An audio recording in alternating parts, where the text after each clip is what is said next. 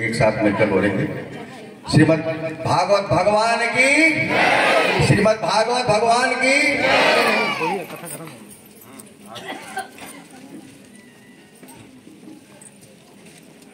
श्रीमद् भागवत पुराण के जितने भी श्लोक हैं महाराज जी ने संस्कृत की बजाय हिंदी में हम तक पहुंचाने का प्रयास किया है और महाराज जी ने हम लोगों के लिए अथक प्रयास किया है। हमें यह नहीं पता था कि ऐसे घूमे हुए विचारों को महाराज जी एक दिशा देंगे। ये हमारे ही लिए नहीं, जितने लोगों ने कथा सुनी है शायद उनके विचार जरूर कुछ न कुछ घूम जाएंगे या जो भविष्य में गलतियां होने वाली थी उस पर कुछ अंकुश लगेंगे। जो आज हमारा भौतिक चल रहा है व्यवस्था और ये जो हमारे पुराण है उसमें धीरे धीरे जो दूरियां हो गई थी उसको महाराज जी ने आपके और हम सबके दिमागों से निकालने का प्रयास किया है और इसमें महाराज जी सफलता पाए हैं। इसके लिए महाराज जी को एक जोरदार ताली बज जाए।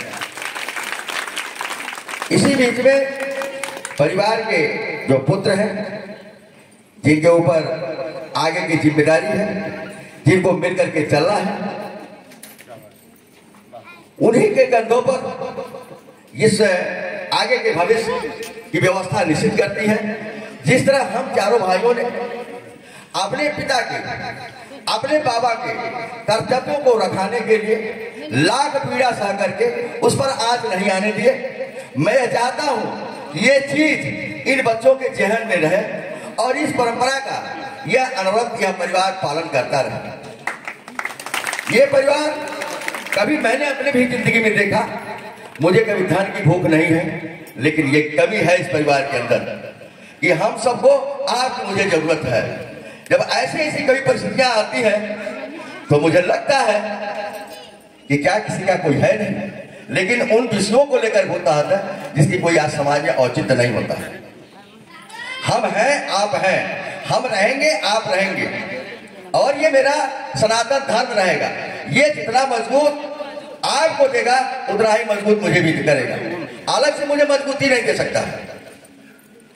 तो मैं ये जरूर चाहूंगा कि इस मजबूती को परिवार के बच्चे इस परंपरा को आगे तक कायम रखें। उनके पास किसी के पास किसी भी प्रकार की कोई भी तकलीफ आवे उस तकलीफ की चिंता न करते हुए पूर्वजों की धरोहर को आगे बढ़ावे, उसी में उनका भी कल्याण है, उसी में उनका भी सम्मान है। अलग से कोई भी ऐसा परिवार का सदस्य मैं अभी नहीं देख रहा हूं जो इससे ऊपर काम कर ले, लेकिन जो इस संस्था के नीचे रहेगा उसको कभी छाया की जरूरत नहीं पड़ेगी। वो हमेशा ऊपर से जो पूर्वज है उसको अपनी छत्र छाया दिए। और इस कार्यक्रम को मुझे तो खुद अनुभूति नहीं था कि महाराज जी इस तरह लोगों के विचारों को इकट्ठा करके एक सूत्र में बांधने के लिए और एक दिशा देने के लिए इतना मजबूती से अपनी बात रखेंगे, यह मुझे खुद नहीं विश्वास था।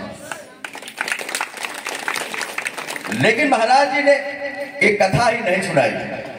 महाराज जी समाज को एक साथ चलने के लिए उस गीता के उपदेशों को आपको समझाया, उन महापुरुषों को कृतियों को आपके हमारे दिमाग में डालने का प्रयास किया, जिससे हमारा भी कल्याण होगा, हम सबका भी कल्याण होगा।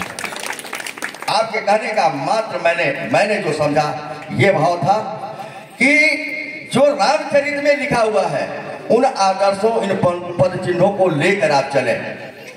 जो महापुराण श्रीमद् भागवत में लिखा हुआ है उस बातों को अमल में रख करके आप अपना काम करें। आपके सामने कहीं कोई दिक्कत नहीं आ सकती है। प्रभु अगर है तो आज की भी मदद करेंगे।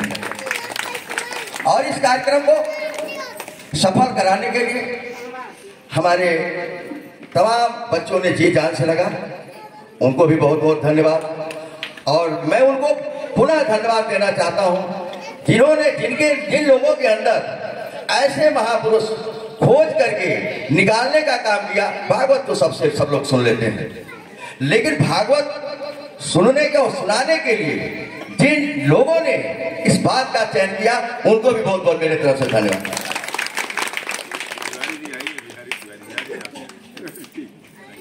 और इस कथा के प्रेमी हमारे परिवार के सारे सदस्य हैं भी, मेरे गांव के, मेरे रिश्तेदार, मेरे शुभचिंतक, बहुत सारे लोगों ने, जैसे जिस स्तर पर महाराज जी की वाणी है उस स्तर पर हम लोगों ने समाज को बता नहीं पाया था। ये हम लोगों की एक चूक थी या भूल थी। लेकिन जैसे जिसने सुना वह भागे भागे जरूर महाराज जी को 1 दिन सुना, 2 दिन सुना, 3 दिन सुना। किसी के भाग में तो 6 दिन भी मिला है और किसी के भाग में 1 दिन मिला है। लेकिन जिसने कुछ एक भी पल आया है तो महाराज जी को छोड़ नहीं पाया है। मैं उनको भी बहुत बहुत धन्यवाद देता हूँ कि महाराज जी के प्रति अगर उनका स्नेह है तो प्रभु उनको स्वस्थ और प्रसन्न रखते हैं।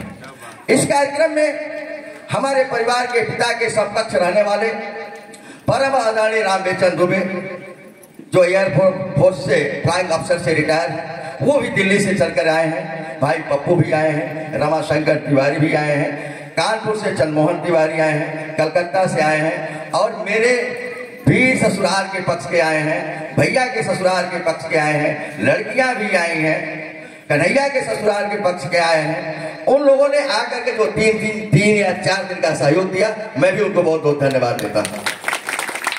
इस कथा में हाउस का सहयोग प्रदान करने वाले, स्नेह का सब सहयोग प्रदान करने वाले रविंद्र तिवारी जी, राजनाथ दुबे जी भी यहाँ है। मैं उनको धन्यवाद देता हूँ कि जो आपका मकान खाली था वो हमारे संतों के लिए आपने पूरा खोल दिया, दिल से खोल दिया। यह परिवार आपका आभारी है, आपको बहुत बहुत धन्यवाद देता हूँ। कथा के प्रेमी हरिद्वार तिवारी जी हैं, राम सुमन मिश्रा जी हैं, गंगा विष्णु भोला जी हैं, गुड्डी जी हैं, बहुत सारे यहाँ नाम हैं। मैं सबको अपने तरफ से धन्यवाद देता हूँ, उनके प्रति आभार व्यक्त करता हूँ। जो बड़े हैं उनके चरणों को मैं छूता हूँ, छोटे को स्नेह करता हूँ। हम कक्ष के हैं उनसे मैं प्यार से उनके गले मिलता हूँ और इन्हीं शब्दों के साथ मैं परम आदरणीय श्री महाराज जी को किन शब्दों में आपकी प्रशंसा व्यक्त करूं वह मेरे पास शब्द नहीं है। मैं पुनः कहूंगा, आपने कथा नहीं समाज की दिशा मोड़ने का काम किया है, समाज में जो आई विकृतियों को हटाने का काम किया है। सचमुच में आपके संकट में अगर कोई 1-2 साल पड़ जाए वो बुराई के नजदीक नहीं जाएगा, कुछ कर पावे या न कर पावे, लेकिन उससे बुरे काम नहीं हो सकते। मैं इस बात की गारंटी देता हूं। महाराज जी ने जो अपने मजबूती के लिए संगीत में कलाकारों को रखा, वह भी भाई बहुत जोरदार है, बहुत मजबूत है। उन्होंने अपनी कला को इस कार्यक्रम में छिपाने का थोड़ा सा काम नहीं किया, अन्य तो दबाने का काम किया। इतनी उनके पास ताकत थी महाराज जी से कुछ सीखने के लिए। मुझे बाद में पता चला कि महाराज जी संगीत में पीएचडी हैं। आप संगीत में पीएचडी हैं तो संगीत का कलाकार जरूर ऐसे डॉक्टर उपाधि महाराज जी को पाना चाहेगा कि कहीं से कोई सूत्र तो मिल जाए। वो हमेशा सीखने वाला खोजेगा अपने ऐसे महागुरु को कि कोई हमको ऐसा सूत्र मिल जाए, ऐसी धुन मिल जाए, ऐसी लय मिल जाए जिसे हम लोगों को सुना सके और मेरी भी नैया पार बन जाए। हमारे बुआ के लड़के, हमारी जो सबसे बड़ी बुआ थी उनके बड़े लड़के तारा भैया हैं, ये भी आप भी एयरपोर्ट के फ्लाइंग अफसर से रिटायर हुए। अभी 10 दिन पहले आपने भी भागवत सुनी हो, बहुत जोरदार भागवत आपने सुनी है। लेकिन हमको निमंत्रण के लिए इन्होंने वर्कशॉप का प्रयोग किया जो आपके भाई तक नहीं पहुंच पाया। जिस दिन वहां जाना था भैया ने फोन किया, हम जा रहे हैं तारा भैया के। हमने कहा भैया आप तो बड़ा दूरी यहाँ गोरखपुर की जाते हैं, दुख तो हो रहा है कि 7 दिन के कार्यक्रम में यहाँ से कोई नहीं पहुंच पाया।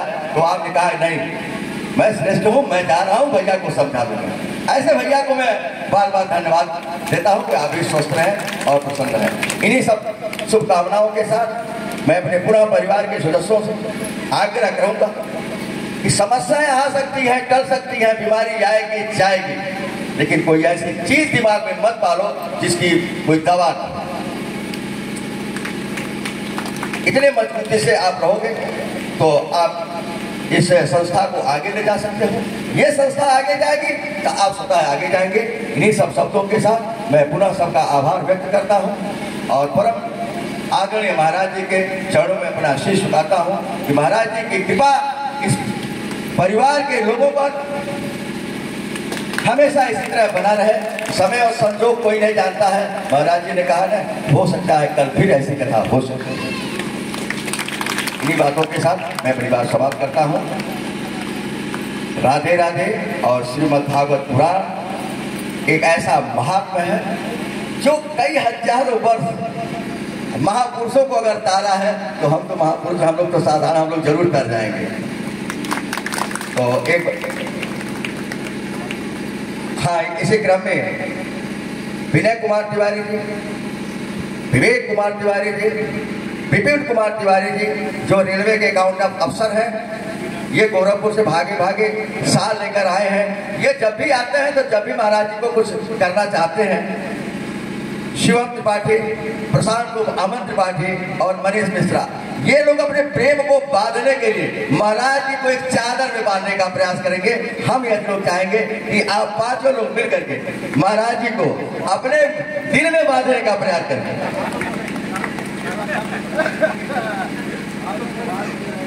चादर